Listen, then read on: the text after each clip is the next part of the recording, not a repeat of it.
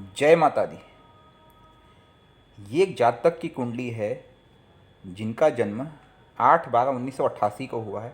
जन्म समय प्रातःकाल 10:15 बजे और जन्म स्थान है बैतूल एमपी। इनका प्रश्न है, इनके जीवन में कई समस्याएं हैं, क्या किया जाए और समस्याओं के कारक क्या है।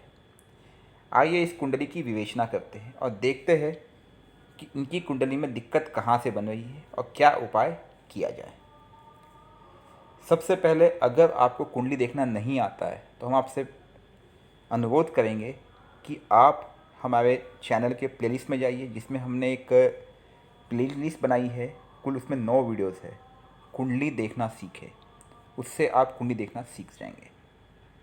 उसमें कुछ और अन्य प्रश्न बनेंगे, आप वहाँ पे पूछ सकते हैं। अब हम इस कुंडली की बात करते हैं। इस कुंडली की लग्न संख्या 10 है, अर्थात ये मकर राशि है, जिसके स्वामी शनि है, अर्थात शनि इस कुंडली के लग्नेश हुए। लग्नेश बैठे कहाँ है? व्यय के स्थान में, द्वादश भाव में। अब एक प्रश्न उठता है, क्या यहाँ पे लग्नेश योग कारक होंगे या अकारक होंगे? देखिए, यहाँ पे लग्नेश मिक्स्ड फल देंगे। पहले हमें समझने की आवश्यकता है, लग्नेश अकारक कब होते हैं? जब लग्नेश पे किसी अकारक तत्व की दृष्टि पड़ती है। लेकिन यहाँ पे केतु की दृष्टि पड़ रही और केतु की महादशा चल रही है। तो अगर लग्नेश पे केतु की दृष्टि चल रही है, पड़ रही है, तो केतु यहाँ पे मदद आपको नहीं कर पाएंगे। पहली बात, एक तो द्वादश भाव में बैठा है, ऊपर से केतु की दृष्टि, नंबर 1। अब नंबर 2, द्वितीय भाव की बात करें। द्वितीय भाव भी शनि का ही है, तो लग्नेश और धनेश दोनों शनिदेव हुए। लग्नेश मतलब तन के कारक, शारीरिक कारक, हेल्थ के कारक। और दूसरे है कौन? धनेश, वो भी धन के कारक, दोनों शनि हुए।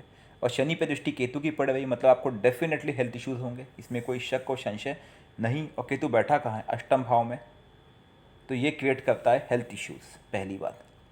अब तीसरे भाव की बात करते हैं।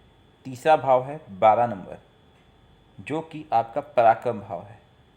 और द्वादश भाव जहाँ पे 9 नंबर लिखा है, वो भी बृहस्पति के पास है। बृहस्पति कहाँ बैठे हैं वो देखते हैं। बृहस्पति पंचम भाव में बैठे, वक्री होके। वक्री होना मतलब अपना बल बढ़ जाना, 3-4 गुना बल बढ़ जाता जब भी कोई ग्रह वक्री होता है।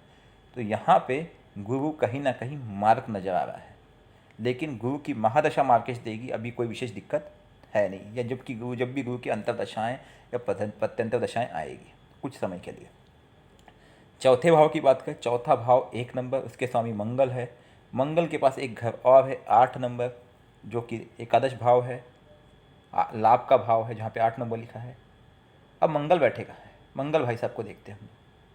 मंगल इस कुंडली में बैठे पराक्रम भाव में। मंगल का पराक्रम में बैठना ये दिखाता है कि आपको पराक्रमी बना देगा, आपसे कर्म कराएगा, आप जल्दी हार नहीं मानेंगे और आपके सामने कोई जल्दी टिकेगा नहीं। ठीक है, तो ये भाव भी अच्छा है, ये आपको कोई दिक्कत नहीं देगा। पंचम भाव जहाँ पे बृहस्पति बैठे 2 नंबर, ये शुक्र का घर है। और शुक्र कहाँ बैठे? पंचमेश, जो कि आपके इष्ट देव है, कहाँ बैठे हैं? वो बैठे हैं कर्म के भाव में। मतलब आप अगर कर्म करेंगे तो धन आना ही आना, क्योंकि इनकी जो इष्ट होती है वो कहीं ना कहीं माँ लक्ष्मी है। शुक्र स्व राशि में मालवीय योग बना के बैठता है 10वें भाव में, जो बहुत ही योग कारक है, राजयोग है। आपको बहुत सफलता प्राप्त करता है, सफलता प्राप्त करके देगा ये योग। लेकिन प्रॉब्लम अभी नहीं है, प्रॉब्लम स्टार्ट होती है थोड़ी देर के बाद। प्रॉब्लम कहाँ स्टार्ट होती है? छठे भाव से। जब मैं छठे भाव की बात करता हूँ तो छठा भाव कौन सा है? जहाँ पे 3 नंबर लिखा है। 3 नंबर देखिए मिथुन राशि नीचे टेबल में, जिसके स्वामी बुध है। और 6 नंबर कन्या राशि, उसके स्वामी बुध है।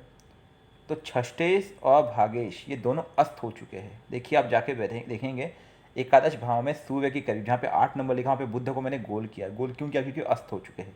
अब बुध अस्त कैसे? बुध की डिग्री 26 है, सूर्य की डिग्री 22 है। 26 और 22 में केवल 4 डिग्री का अंतर है। तो मात्र 4 डिग्री का अंतर होने के कारण से इस कुंडली में बुध भाग्य के कारक अस्त हो चुके हैं, मतलब भाग्य आपका साथ नहीं देगा। तो ये एक प्रॉब्लम है। बुध का अस्त होना कुंडली के लिए बिल्कुल अच्छा नहीं है। आप जो बोले आप मेरे जीवन में कई समस्या है, उसका एक कारण है कि छष्टेश अस्त हो जाना, जो कि रोग पैदा करेगा, और भागेश अस्त हो जाना, आपका भाग्य साथ नहीं देगा। तो आपको बुध का उपाय करना होगा, नंबर 1। ठीक है। नंबर 2, अब मैं जब सप्तम भाव की बात करूँ, जहाँ पे 4 नंबर लिखा है, उसके मालिक चंद्र है। चंद्र बैठे कहाँ हैं? चंद्र बैठे लाभ भाव में। चंद्र का लाभ भाव में बैठना तो बहुत अच्छा था, लेकिन प्रॉब्लम यहाँ नहीं है। चंद्र के साथ यहाँ पे 2 प्रॉब्लम हुई है।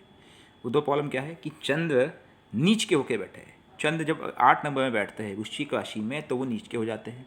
दूसरी चीज़, चंद्र सूर्य के साथ बैठे हैं, तो ये क्या हो गया? अमावस्या दोष।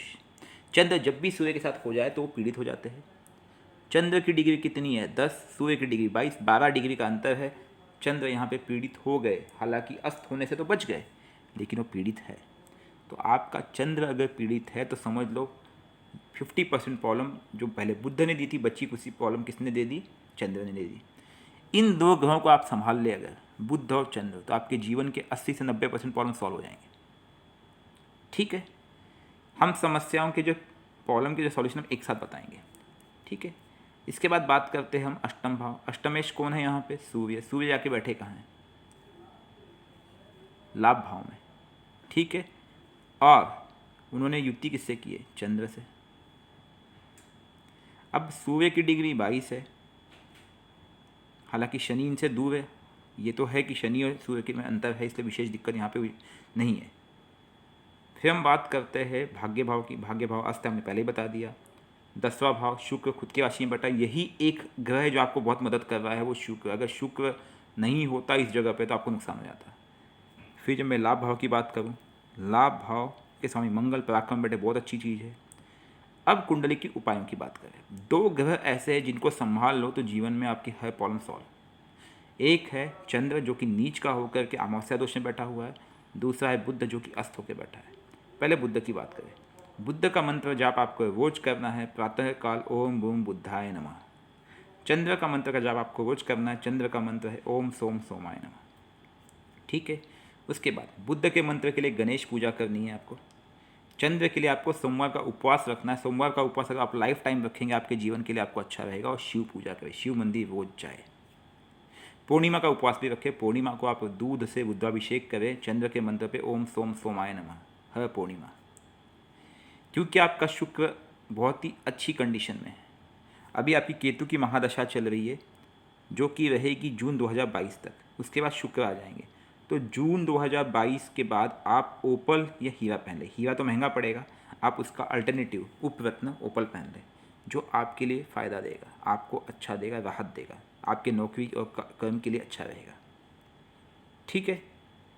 ये चीज़ हो गई इसकी। चंद्र के लिए मैं आपको और बताऊंगा कि चंद्र के लिए हमने ऑलरेडी वीडियो बनाया हुआ है, चंद्र के कई उपाय बताए हुए, क्योंकि चंद्र आपको मानसिक तनाव देता है। बुध अस्त आपको कहीं ना कहीं स्वास्थ्य में दिक्कत देता है, भाग्य नहीं मिलता है। और लग्नेश 12वें भाव में बैठा है, वो आपको हानि पहुंचा रहा है। तो ये 3 ग्रह आपको संभालना है। तो बुध और चंद्र तो लाइफ टाइम करना है। उसके बाद शनि आपका लग्नेश है जो द्वादश भाव में बैठा है। अगर आप उनके मंत्र का जाप शाम को करते हैं ओम शन शनिश्चराय नमः, तो ये बेहतर रहेगा।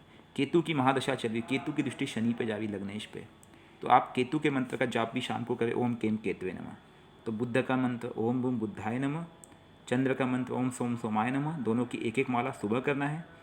शनि का मंत्र ओम शन शनिश्चराय नमः, केतु का मंत्र ओम केम केतवाय नमः, इनका मंत्र जाप शाम के बाद करना है, संध्या काल के बाद। आप मुश्किल से 3 से 4 मिनट लगेंगे दोनों मंत्रों का जाप करने को, सुबह 4 मिनट, शाम को 4 मिनट। जीवन को खुशहाल बनाने के लिए 4-4, 5-5 मिनट आप रोज दोनों टाइम दे सकते हैं, कोई मुश्किल काम नहीं होगा, यकीन मानिए आप रुद्राक्ष धारण कर सकते हैं 2 मुखी, 4 मुखी, 9 मुखी, लेकिन अगर आप रुद्राक्ष धारण करते हैं तो आपको प्योर वेजिटेरियन डाइट फॉलो करना है, नॉनवेज अलाउड नहीं है, अंडा भी नहीं चलेगा, क्योंकि अगर आप नॉनवेज खाते हैं रुद्राक्ष धारण करके तो ये आपको नुकसान कर जाएगा, उल्टा काम करेगा। ठीक है। दूसरी चीज़, शिव मंदिर आप रोज जाए, शिव पूजा करें, उससे शनि केतु चंद्र तीनों में राहत मिलेगी। तो जीवन के आपके जो भी प्रॉब्लम है जीवन में, उसके मुख्य कारक कहीं ना कहीं चंद्र है। आपके मैरिड लाइफ में भी प्रॉब्लम होंगे, उसका भी कारण चंद्र है। आपको मानसिक तनाव है, उसका भी कारण चंद्र है। आपको हेल्थ इश्यूज़ जो है उसका कारण चंद्र और शनि और बुध तीनों है। भाग्य साथ नहीं दे रहा है, उसका कारण बुध है। धन की समस्या, लाभ नहीं होता होगा, नुकसान होता होगा, इसका कारण भी चंद्र और बुध है। तो देखिए, लग्नेश का द्वादश में बैठना, चंद्र का नीच का होकर के अमावस्या दोष में आ जाना और बुध का अस्त हो जाना, ये तीनों ही अकारक है। तीनों के लिए आप रत्न कभी मत पहनना, अगर आप रत्न पहनेंगे तो आपको नुकसान हो जाएगा।